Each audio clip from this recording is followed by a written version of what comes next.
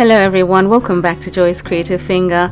In addition to my tiny builds series, I did include this little cottage and had to wait until I completed the event so I can go ahead and include, some of the items that we unlocked, which are these beautiful stone walls. And the thing is, originally when I put it together and wanted to upload, it had the green hedges, as you can see here. And as soon as the update came out, I thought, great, I'm going to change the hedges and go ahead and use the stone walls instead. You can tell me which one you like best, whether you want the stone walls or the hedges.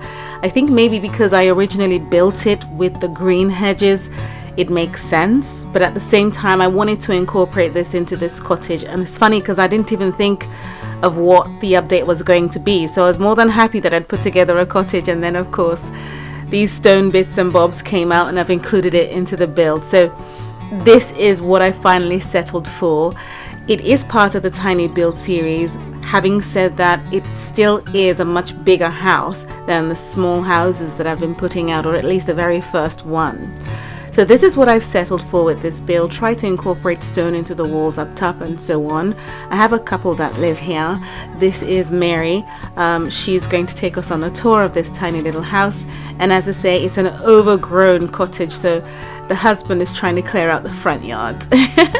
Once you come into this little tiny house, you can see on the side here that there is an area to hang your coat. If I just bring her in, you can see right in that little nook, you can hang your coat there. And on the left, you have the staircase and an arch leading into the living room. So I've kept this beautiful fireplace in here, which is very traditional in keeping with the cottage that it is.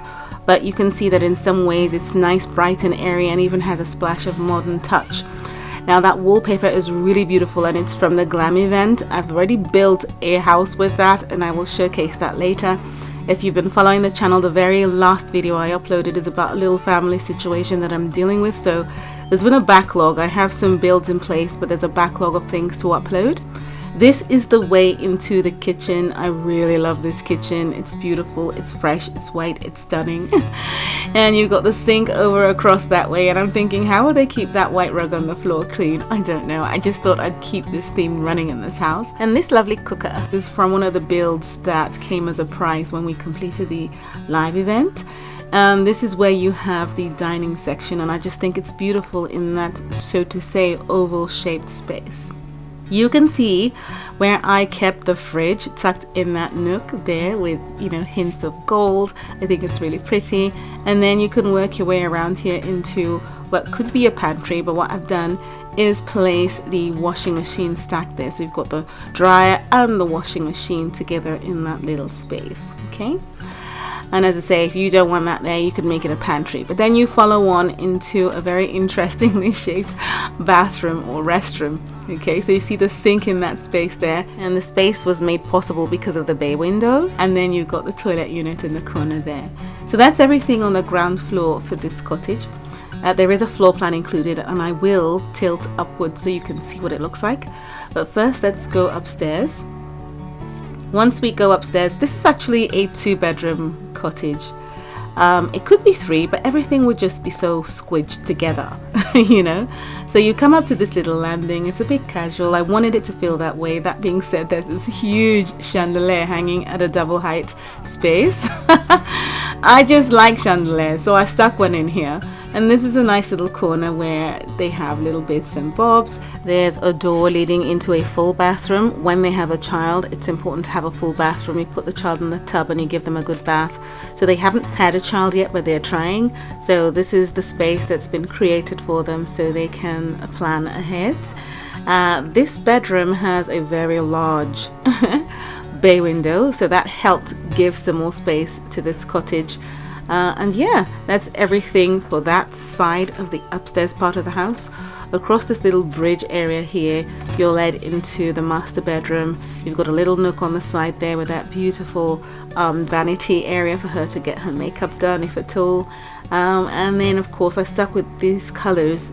It's got that bright, the white, the bright orange and so on.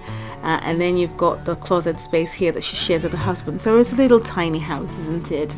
There isn't space for everything, but they make it work.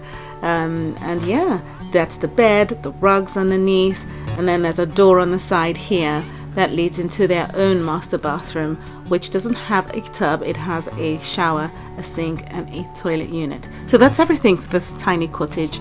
I'm going to go into build mode so you can, copy the floor plan.